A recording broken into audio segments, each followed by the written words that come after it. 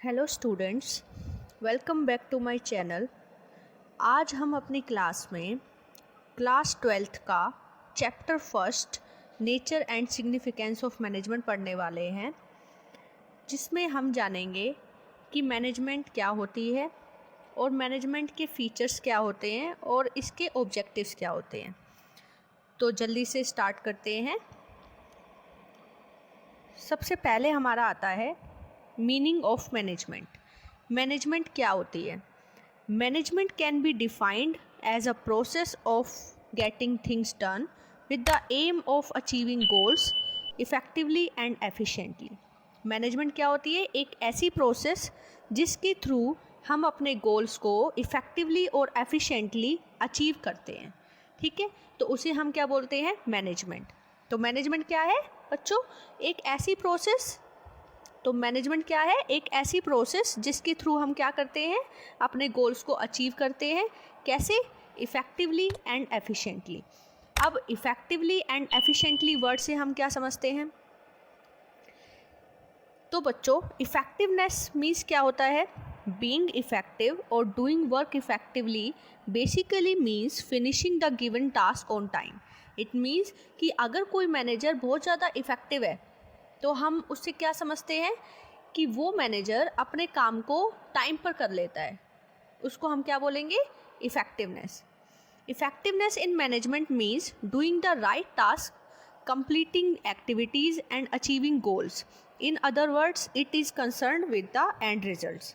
तो इफ़ेक्टिवनेस का मतलब क्या होता है कि जो भी हमारे टारगेट है उस टारगेट को कैसे भी करके अचीव करना टाइम पर, चाहे उसके लिए हमें ज़्यादा कॉस्ट ही क्यों ना इंकर करनी पड़े।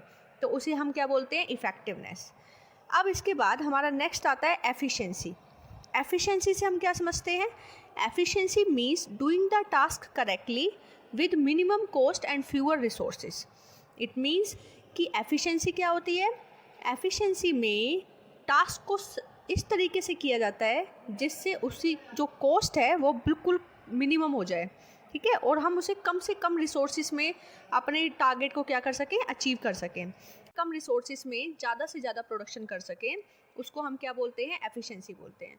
तो एक मैनेजर एफिशिएंट तब हो सकता है जब वो मिनिमम कॉस्ट पर और कम से कम रिसोर्सेज का यूज़ करके ज़्यादा से ज़्यादा प्रोडक्शन कर सके। फिर लेकिन चाहे वो उस प्रोडक्शन को टाइम पर करे या ना करे वो मैटर नहीं करता, तो उसे हम क्या बोलते हैं? एफिशिएंसी। तो चाहे वो एफिशिएंसी हो चाहे इफ़ेक्टिवनेस हो, ये दोनों अकेले काम नहीं करती। किसी भी मैनेजर को अपना जो भी ऑब्जेक्टिव्स हैं उन्हें इफ़ेक्टिवली और एफिशिएंटली दोनों तरीक़ों से क्या करना चाहिए? अचीव करना चाहिए। इफ़ेक्टिवली मतलब टाइम पर, ताकि अगर कोई मैनेजर है वो अपने ऑब्जेक्टिव्स को टाइम पर अचीव नहीं कर पाता तो उस अचीवमेंट का कोई बेनिफिट ही नहीं होगा। जैसे हम इसमें एग्जांपल क्या ले सकते हैं कि एक मैनेजर है, ठीक है, उसको हमने 5000 यूनिट्स बनाने की हमने क्या दिया? 5000 यूनिट्स बनाने का टारगेट दिया। तो एक मैनेजर 5000 यूनिट्स तो बना देता है, लेकिन उसकी जो कॉस्ट ऑफ प्रोडक्शन है वो बहुत ज़्यादा बढ़ जाती है। तो क्या ये एक बिज़नेस के लिए अच्छा है? नहीं। अब इसी के हम दूसरा एफिशिएंसी के केस में समझते हैं। एक मैनेजर है, वो 5000 यूनिट्स तो नहीं बना पाता, लेकिन वो अपने जो अपने गुड्स का प्रोडक्शन करता है उसे कम से कम रिसोर्सेज में और कम से कम कॉस्ट पे कर लेता है। तो क्या ये बिज़नेस के लिए अच्छा है? अगर बिज़नेस अपनी टारगेट प्रोडक्शन को अचीव ही नहीं कर पा रहा और टाइम पर अचीव नहीं कर पा रहा, तो क्या वो बिज़नेस अपने जो ऑब्जेक्टिव्स हैं उनको पूरा कर पाएगा? नहीं। तो किसी भी बिज़नेस को अगर मार्केट में लंबे टाइम तक सर्वाइव करना है तो उसे अपने ऑब्जेक्टिव्स को इफ़ेक्टिवली और एफिशिएंटली दोनों तरीक़ों से क्या करना होगा? अचीव करना होगा। यानी अपने जो भी वो प्रोडक्शन कर रहा है उस प्रोडक्शन को टाइम पर, कम से कम कॉस्ट पे और कम से कम रिसोर्सेज का यूज़ करते हुए उस प्रोडक्शन को करे, तभी वो अपने जितने भी ऑर्गेनाइजेशनल ऑब्जेक्टिव्स हैं उनको क्या कर पाएगा? फुलफ़िल कर पाएगा। अब इसके बाद हमारा नेक्स्ट आता है कैरेक्टरिस्टिक्स ऑफ मैनेजमेंट, यानी मैनेजमेंट की विशेषताएं क्या हैं। तो सबसे पहला कैरेक्टरिस्टिक्स मैनेजमेंट का है goal oriented process. Second characteristics हमारा मैनेजमेंट का क्या है? Management is all pervasive. Third characteristics of management is it is multi dimensional. Fourth characteristics आता है मैनेजमेंट का, इट इज़ कंटिन्यूअस प्रोसेस। इसके बाद मैनेजमेंट क्या है? एक ग्रुप एक्टिविटी है। सिक्स्थ पॉइंट आता है मैनेजमेंट एक डायनामिक फंक्शन है, और सेवन्थ पॉइंट आता है मैनेजमेंट एक इंटेंजिबल फोर्स है। अब इनको हम एक एक करके समझेंगे इन सभी पॉइंट्स को। तो सबसे पहला कैरेक्टरिस्टिक्स ऑफ मैनेजमेंट आता है गोल ओरिएंटेड प्रोसेस, यानी मैनेजमेंट एक गोल ओरिएंटेड प्रोसेस है।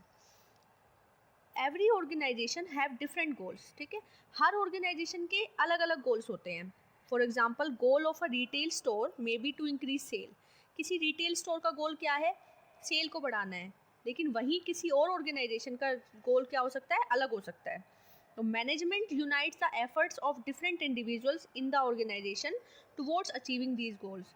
अब मैनेजमेंट क्या करती है, अपने गोल्स को अचीव करने के लिए, जो ऑर्गेनाइजेशन के गोल्स हैं उन गोल्स को अचीव करने के लिए इंडिविजुअल्स की एफर्ट्स को क्या करती है, यूनाइट करती है, ताकि वो क्या कर सके, जो मेन ऑब्जेक्टिव है ऑर्गेनाइजेशन के उनको क्या कर सके, फुलफिल कर सके। ठीक है, तो मैनेजमेंट क्या है, एक ऐसी प्रोसेस है जो कि ऑर्गेनाइजेशन के गोल को अचीव करने में हेल्प करती है। अब इसके बाद हमारा सेकंड पॉइंट आता है management is all pervasive. Pervasive function से हम क्या समझते हैं, परवेसिव मीन्स जो सब जगह एप्लीकेबल हो। तो मैनेजमेंट क्या है, management involves all those activities which are applicable to all the organisations whether economic, social और पॉलिटिकल। तो मैनेजमेंट में वो सभी एक्टिविटीज़ आ जाती हैं जो कि सभी तरह की ऑर्गेनाइजेशन में क्या होती हैं, एप्लीकेबल होती हैं, चाहे वो ऑर्गेनाइजेशन इकोनॉमिक हो, सोशल हो या फिर पॉलिटिकल हो। What managers do in India, the USA, Germany और जापान इज सेम। मैनेजर्स जो भी काम करते हैं, चाहे वो इंडिया का मैनेजर हो, चाहे यूएसए का या किसी और कंट्री का, सभी एक ही काम करते हैं मैनेजिंग का, लेकिन उनके जो मेथड्स हैं काम करने के वो अलग हो सकते हैं। Methods of doing it can be different due to differences in culture, tradition and history. ठीक है, तो मैनेजमेंट करने के जो मेथड्स हैं वो अलग हो सकते हैं। किस वजह से, क्योंकि हर कंट्री का कल्चर अलग है, ट्रेडिशन अलग है, उनकी हिस्ट्री अलग है, तो उसकी वजह से उनके जो मेथड्स ऑफ मैनेजमेंट है वो अलग हो सकते हैं, लेकिन करते सभी मैनेजमेंट एक ही क्या है, सेम मैनेजमेंट ही हर जगह फॉलो होती है। ठीक है, तो हर कंट्री का मैनेजर जो है वो क्या करता है, सेम मैनेजमेंट फॉलो करता है, बस उनके मेथड्स क्या हो सकते हैं, डिफरेंट हो सकते हैं। अब इसके बाद हमारा थर्ड कैरेक्टरिस्टिक्स ऑफ मैनेजमेंट आता है मल्टी डायमेंशनल। मैनेजमेंट क्या है, एक मल्टी डायमेंशनल है। मल्टी डायमेंशनल मतलब कि डिफरेंट डायमेंशंस में काम करती है। जैसे पहला डायमेंशन मैनेजमेंट का क्या है, मैनेजमेंट ऑफ वर्क, कि मैनेजमेंट क्या करती है, वर्क को मैनेज करने का काम करती है, लोगों को मैनेज करने का काम करती है और ऑपरेशंस को मैनेज करने का काम करती है। अब इनको हम एक एक करके समझेंगे कि मैनेजमेंट ऑफ वर्क क्या होता है, मैनेजमेंट ऑफ पीपल क्या होता है और मैनेजमेंट ऑफ ऑपरेशंस क्या होते हैं। तो सबसे पहले आता है हमारा मैनेजमेंट ऑफ वर्क। तो मैनेजमेंट ऑफ वर्क से हम क्या समझते हैं, all organisations have some works to perform. ठीक है, सभी ऑर्गेनाइजेशन में क्या होता है, अलग अलग तरह का काम होता है जो कि उन्हें परफॉर्म करना होता है। For example a factory has a work of manufacturing. एक फैक्ट्री में क्या काम होता है, मैन्युफैक्चरिंग का काम होता है, यानी वो प्रोडक्ट को क्या करते हैं, मैन्युफैक्चर करते हैं। एक हॉस्पिटल में क्या होता है, पेशेंट्स को ट्रीट किया जाता है, तो उनका वर्क क्या है, पेशेंट्स को का ट्रीटमेंट करना होता है। मैनेजमेंट क्या करती है, management translates this work into goals. अब मैनेजमेंट इस काम को गोल में ट्रांसलेट कर देती है, मतलब जो भी एक ऑर्गेनाइजेशन का वर्क है उस वर्क को क्या कर देती है, गोल की फॉर्म में दिखा देती है, और फिर उन गोल को अचीव करने के लिए अलग अलग मीन्स और रिसोर्सेज को क्या करती है, डेलीगेट करती है, ताकि जितने भी उसके गोल्स हैं वो क्या हो सके, आसानी से क्या हो पाए, अचीव हो पाए। तो मैनेजमेंट का काम क्या है, वर्क को कोऑर्डिनेट करके जो भी काम है उसको गोल्स में कन्वर्ट करके उसको अचीव करने के लिए मीन्स और रिसोर्सेज को डेलीगेट करना ही क्या होता है, मैनेजमेंट का काम होता है। अब इसके बाद हमारा सेकंड पॉइंट आता है management of people. Management of people से हम क्या समझते हैं, human resources of people are the assets of an organisation. किसी भी ऑर्गेनाइजेशन के मेन जो एसेट्स होती हैं वो क्या होती हैं, उसकी ह्यूमन रिसोर्सेज। ठीक है, या फिर जो भी उसमें काम कर रहे हैं वो सारे लोग, वो उसकी क्या होती है, बिजनेस ऑर्गेनाइजेशन की एक एसेट होती है। This is a responsibility of management to deal with them individually और एज अ ग्रुप। अब ये काम मैनेजमेंट का है कि उनसे कैसे डील किया जाए और ताकि वो ऑर्गेनाइजेशन के गोल को अचीव करने में हमारी मदद करे। तो मैनेजमेंट क्या करती है, लोगों को इस तरीके से उनके साथ डील करती है हर एक पर्सन के साथ इस तरीके से डील करती है ताकि हर एक जो इंडिविजुअल है वो ऑर्गेनाइजेशन की गोल को अचीव करने में मैनेजमेंट की क्या कर सके, हेल्प कर सके। अब इसके बाद हमारा नेक्स्ट आता है मैनेजमेंट ऑफ ऑपरेशंस। अब मैनेजमेंट ऑफ ऑपरेशन से हम क्या समझते हैं?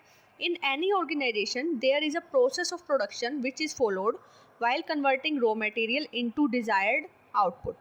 इसका मतलब क्या है कि हर ऑर्गेनाइजेशन में एक प्रोसेस को फॉलो किया जाता है जब प्रोडक्शन करते हैं, ठीक है। यानी जो भी ऑर्गेनाइजेशन जो भी सर्विस प्रोवाइड करती है, उस सर्विस को बनाने में जो भी प्रोसेस का यूज़ होता है, उस डिफरेंट प्रोसेस के डिफरेंट क्या होते हैं, हेड होते हैं, ठीक है। अब सभी हेड का एक पर्सनल ऑब्जेक्टिव होता है कि अपने जो भी उनका डिपार्टमेंट है उस डिपार्टमेंट को ज़्यादा से ज़्यादा उनके जो डिजायर्ड रिजल्ट है उनको अचीव कराना। लेकिन अगर सभी हेड जो हैं वो अपने पर्सनल ऑब्जेक्टिव को पूरा करने लगेंगे तो क्या वो ऑर्गेनाइजेशन के ऑब्जेक्टिव को क्या कर पाएंगे, को क्या कर देंगे, इग्नोर कर देंगे, जो कि मैनेजमेंट बिल्कुल नहीं चाहेगी। तो मैनेजमेंट क्या करती है कि सभी जितने भी प्रोसेसेस हैं और उनके हेड हैं, उनके जितने भी वर्क हैं उनको क्या करती है, आपस में कोऑर्डिनेट करती है और इंटरलिंक करती है ताकि ये सभी मेन जो ऑर्गेनाइजेशन का गोल है उसको अचीव करने में क्या कर सके, हेल्प कर सके। तो मैनेजमेंट बाय ऑफ ऑपरेशन से हम क्या समझते हैं? मैनेजमेंट ऑफ ऑपरेशन मीन्स क्या होता है कि एक ऑर्गेनाइजेशन में अलग अलग प्रोसेस होती है प्रोडक्शन करते वक्त, उस प्रोसेस को इंटरलिंक करने का काम क्या करती है, मैनेजमेंट करती है। कि अलग अलग प्रोसेसेस जो हो रही हैं वो बेसिकली किस लिए काम करें, ऑर्गेनाइजेशन के ऑब्जेक्टिव को ही पूरा करने में क्या कर सके, हेल्प कर सके। तो उसको इंटरलिंक करने का और कोऑर्डिनेट करने का, डिफरेंट एक्टिविटीज़ को कोऑर्डिनेट करने का काम भी किसका होता है, मैनेजमेंट का होता है। अब इसके बाद हमारा नेक्स्ट पॉइंट आता है, नेक्स्ट कैरेक्टरिस्टिक्स ऑफ मैनेजमेंट आता है, management is a continuous process. Management क्या है? कंटिन्यूस प्रोसेस है। Management is an on going series of functions that is planning, organizing, directing, staffing and controlling, and all these functions are performed simultaneously by manager all the time. Management के क्या होते हैं? बहुत सारे functions होते हैं। अब उन फंक्शंस में से मेन फंक्शंस क्या होते हैं? जैसे प्लानिंग हो गया, ऑर्गेनाइजिंग हो गया, डायरेक्टिंग हो गया, स्टाफिंग हो गया, कंट्रोलिंग हो गया। ये सारे क्या है? मैनेजमेंट के फंक्शन है। और ये फंक्शंस जो हैं मैनेजमेंट के, ये साइमल्टेनियसली काम करते हैं। साइमल्टेनियसली मतलब लगातार चलने वाले फंक्शंस हैं ये। एक बार जब मैनेजमेंट की प्लानिंग प्रोसेस कंप्लीट हो जाती है, उसके बाद नेक्स्ट फंक्शन मैनेजमेंट का स्टार्ट हो जाता है जो कि ऑर्गेनाइजिंग है। फिर ऑर्गेनाइजिंग के बाद डायरेक्टिंग स्टाफ हो जाता है, स्टार्ट हो जाता है। फिर उसके बाद स्टाफिंग, फिर कंट्रोलिंग। इस तरीके से मैनेजमेंट का जो फंक्शन है वो लगातार कंटिन्यूस चलने वाली प्रोसेस है। ये ऐसी प्रोसेस नहीं है कि एक बार करने के बाद हम इसको क्या कर दें, बंद कर दें, उसके बाद हमें इसे करने की ज़रूरत नहीं है। मैनेजमेंट कैसी प्रोसेस है? लगातार बिजनेस में होने वाली प्रोसेस है जिसको लगातार कंटिन्यूसली क्या किया जाता है, फॉलो किया जाता है। अब इसके बाद हमारा नेक्स्ट कैरेक्टरिस्टिक्स ऑफ मैनेजमेंट आता है ग्रुप एक्टिविटी। मैनेजमेंट क्या होता है? एक ग्रुप एक्टिविटी है। कोई भी मैनेजमेंट जो है वो गोल्स को इंडिविजुअली अचीव नहीं कर सकती। उसको अगर अपने गोल्स अचीव करने हैं तो वो कैसे अचीव करेगी? जितने भी इंडिविजुअल लोग हैं उनके पर्सनल गोल्स को ऑर्गेनाइजेशन के गोल्स की तरफ डायरेक्ट करके, ठीक है। सभी जो वहाँ पर काम कर रहे हैं सबके अपने अपने पर्सनल गोल्स हैं और सभी उनको अचीव करना चाहते हैं। तो मैनेजमेंट का काम क्या है? मैनेजमेंट उन गोल्स को क्या करती है, डायरेक्ट करती है ऑर्गेनाइजेशन के गोल्स में को अचीव करने में। Management is a group activity, every member of this group has different goals, ठीक है। हर एक मेंबर का अपना गोल होता है, but as a member of the group of them all of them work for the achievement of common goal. लेकिन सभी एक ग्रुप में काम करते हैं और उस ग्रुप का मेन गोल क्या होता है, ऑर्गेनाइजेशन के कॉमन गोल को अचीव करना होता है। और उसके साथ साथ उनके पर्सनल गोल भी क्या होते रहते हैं, अचीव होते रहते हैं। तो मैनेजमेंट कैसी एक एक्टिविटी है? एक ग्रुप एक्टिविटी है जिसका मेन गोल क्या होता है, ऑर्गेनाइजेशन के कॉमन गोल को अचीव करना होता है। अब इसके बाद हमारा सिक्स्थ कैरेक्टरिस्टिक्स आता है डायनामिक फंक्शन। डायनामिक से हम क्या समझते हैं? जो कि चेंज होता रहे। Management is a dynamic function and has to adapt itself to the changing environment. Management एक कैसा फंक्शन है? एक डायनामिक फंक्शन है जिसको चेंजिंग एनवायरनमेंट के साथ ही क्या होना पड़ता है, अडेप्ट करना होता है खुद को। अगर वो एनवायरनमेंट में जो चेंजेस आ रहे हैं उसके अकॉर्डिंग खुद को अडेप्ट नहीं करेगी मैनेजमेंट, तो बिजनेस क्या हो जाएगा, लंबे टाइम तक मार्केट में सर्वाइव नहीं कर पाएगा, क्योंकि उसे जो भी चेंजेस आ रहे हैं उसके बारे में पता नहीं होगा तो वो मार्केट के साथ कैसे कोप कर पाएगा, और जो भी उसके सामने थ्रेट आ रहे हैं या अपॉर्चुनिटीज़ आ रही हैं, उन अपॉर्चुनिटीज़ को कैसे टाइम पर ग्रैब कर पाएगा। तो वो सारी चीज़ों के लिए मैनेजमेंट को डायनेमिक होना बहुत ज़रूरी है। तो मैनेजमेंट कैसी होती है, डायनेमिक होती है, जो कि टाइमली चेंजेस के अकॉर्डिंग एनवायरनमेंट में अपने आप को क्या कर लेती है, अडेप्ट कर लेती है। जैसे इसका हम एक एग्जांपल क्या लेते हैं, McDonald's the fast food giant made major changes in its menu to be able to survive in the Indian market. McDonald तो सभी जानते हैं, एक बहुत ज़्यादा फूड जायंट है, बहुत बड़ा फूड प्रोसेसिंग जायंट है, जिसने क्या किया, इंडियन मार्केट में सर्वाइव करने के लिए अपने मेन्यू में क्या कर लिया, चेंज कर दिया, ताकि जो इंडियन मार्केट है वो उसके साथ क्या कर सके, सर्वाइव कर सके उसके अंदर। क्योंकि इंडियन मार्केट में जो प्रोडक्ट्स की डिमांड है वो is totally different from the demand in foreign market. बाहर की मार्केट में जो डिमांड है वो बिल्कुल अलग है, और इंडियन मार्केट में जो डिमांड है वो बहुत अलग है प्रोडक्ट्स की। तो अगर मैकडोनल्ड यहाँ पर सर्वाइव करना चाहता है तो उसे इंडियन मार्केट के अकॉर्डिंग अपने अंदर क्या लाने पड़ेंगे, चेंजेस लाने पड़ेंगे, जो कि उसने टाइम पे किया, और उसके बाद वो मार्केट में क्या कर गया, सर्वाइव कर गया। तो ये क्या है, एक मैनेजमेंट का फंक्शन है कि मैनेजमेंट क्या है, एक डायनामिक फंक्शन है, जिसके अंदर क्या होता है कि ये अपने चेंजिंग एनवायरनमेंट के साथ खुद को क्या कर लेता है, अडेप्ट कर लेता है। अब इसके बाद हमारा नेक्स्ट कैरेक्टरिस्टिक्स आता है मैनेजमेंट का, it is an intangible force. Management क्या है, एक इंटेंजिबल फोर्स है। अब इंटेंजिबल से आप क्या समझते हैं, एक ऐसी फोर्स जिसे आप देख या छू नहीं सकते लेकिन फील कर सकते हैं, इसे हम क्या बोलते हैं, इंटेंजिबल फोर्स। तो मैनेजमेंट क्या है, management is an intangible force that can not be seen but it's presence can be felt. Management क्या है, एक ऐसी इंटेंजिबल फोर्स है जिसे देखा तो नहीं जा सकता, बट इसकी प्रेजेंस को हम क्या कर सकते हैं, फील कर सकते हैं। The effect of management is noticeable. अब मैनेजमेंट, एक अच्छी मैनेजमेंट और एक बैड मैनेजमेंट, दोनों के इफ़ेक्ट को आप आसानी से पता लगा सकते हैं कि कौन सी मैनेजमेंट है जो कि इफ़ेक्टिव और एफिशिएंट है, और कौन सी मैनेजमेंट ऐसी है जो कि इफ़ेक्टिव और एफिशिएंट नहीं है। जैसे कि अगर किसी ऑर्गेनाइजेशन के जो एम्प्लॉयज़ हैं वो बहुत ज़्यादा सेटिस्फाइड हैं उस ऑर्गेनाइजेशन से, तो इट मीन्स वहाँ की मैनेजमेंट क्या है, बहुत ज़्यादा एफिशिएंट और इफ़ेक्टिव है। और एक और एग्जांपल हम ले सकते हैं, अगर किसी ऑर्गेनाइजेशन की कस्टमर्स बहुत ज़्यादा सेटिस्फाई है उस ऑर्गेनाइजेशन से, उसके प्रोडक्ट से, तो इट मीन्स वहाँ की मैनेजमेंट कैसी है, कस्टमर को काफ़ी ज़्यादा इंपॉर्टेंस देती है और उनकी डिमांड के अकॉर्डिंग ही प्रोडक्ट को क्या करती है, मैन्युफैक्चर करती है। तो इससे हम क्या बता सकते हैं कि मैनेजमेंट कैसी है, इफ़ेक्टिव और एफिशिएंट है। तो मैनेजमेंट के इफ़ेक्ट को हम आसानी से पता लगा सकते हैं, लेकिन हम इनके मैनेजमेंट के जो मैनेजमेंट है उसको हम देख और छू तो नहीं सकते, लेकिन इसके इफ़ेक्ट्स को हम क्या कर सकते हैं, महसूस कर सकते हैं। ये थे हमारे कैरेक्टरिस्टिक्स ऑफ मैनेजमेंट। अब इसके बाद नेक्स्ट आता है हमारा objectives of management. Objectives of management से हम क्या समझते हैं, यानी मैनेजमेंट के उद्देश्य, जिन उद्देश्यों से मैनेजमेंट की जाती है।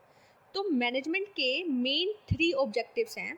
First objective is organisational objectives, second social objectives and third is personal objectives. Management के टोटल 3 ऑब्जेक्टिव्स हैं, organisational objectives, social objectives and personal objectives. अब एक एक करके हम इनको पढ़ेंगे। सबसे पहला आता है हमारा ऑर्गेनाइजेशनल ऑब्जेक्टिव्स।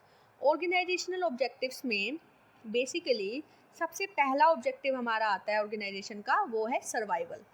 किसी भी ऑर्गेनाइजेशन के लिए सबसे मेनली क्या उसका ऑब्जेक्टिव होता है, मार्केट में सर्वाइव करना।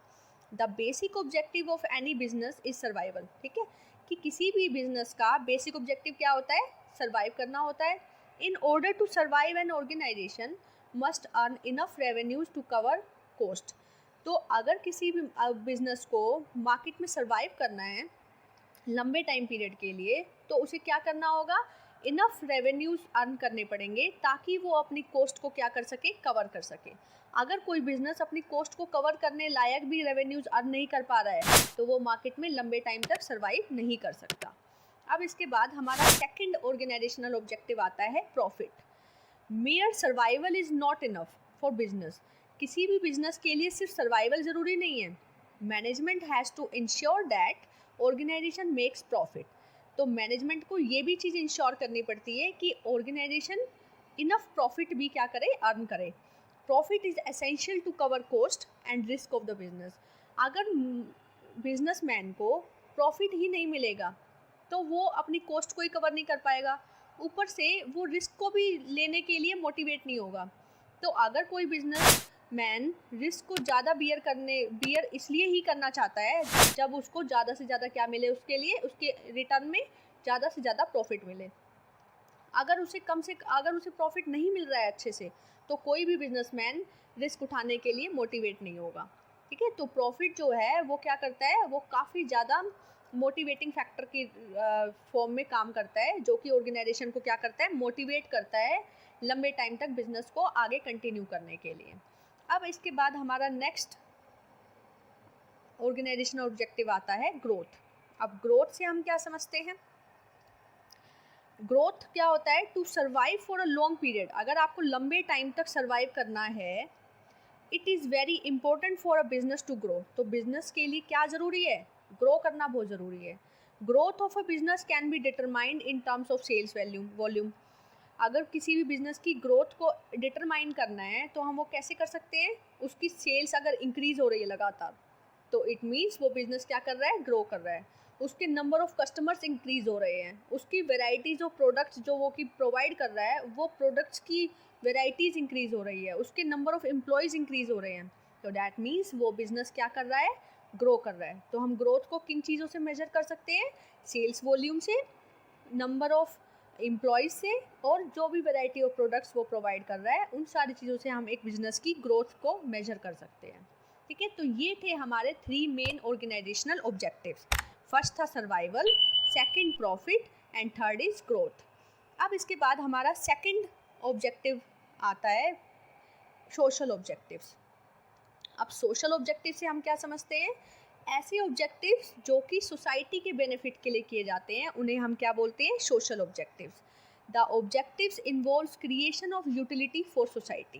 दैट मीन्स कि ऐसे ऑब्जेक्टिव्स जो कि सोसाइटी के लिए एक यूटिलिटी या ऐसी सुविधाएं क्रिएट कर रहा है, उसे हम क्या बोलते हैं, सोशल ऑब्जेक्टिव बोलते हैं।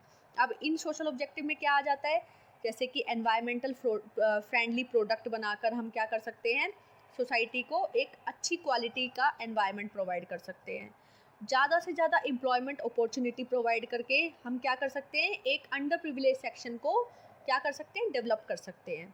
इसके बाद providing basic amenities like schools, hospitals etcetera.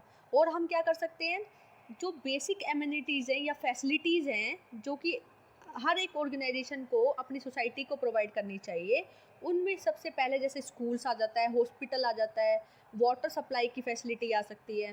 तो ये सारे क्या हैं, ये एक बिज़नेस के सोशल ऑब्जेक्टिव्स होते हैं जो कि बिज़नेस सोसाइटी को प्रोवाइड करता है।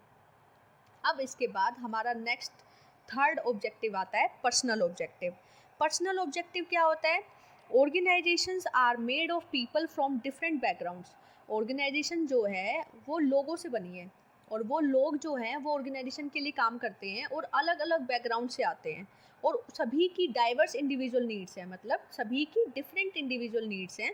These needs can be financial like competitive salaries and perks. और ये जो नीड्स हैं ये फाइनेंशियल हो सकती है नेचर में, फाइनेंशियल में जैसे कि उन्हें किसी को ज़्यादा सैलरी चाहिए, कॉम्पिटिटिव सैलरी चाहिए, या कुछ अदर फैसिलिटीज़ चाहिए। इसी तरीके से सोशल नीड्स में हो सकता है कि किसी को रिकग्निशन चाहिए, प्रमोशन चाहिए, पर्सनल ग्रोथ एंड डेवलपमेंट चाहिए। तो ये सारी चीज़ क्या है, ये डाइवर्स नीड्स हैं जो कि इंडिविजुअल्स की अलग अलग पर्सन की अलग अलग हो सकती है।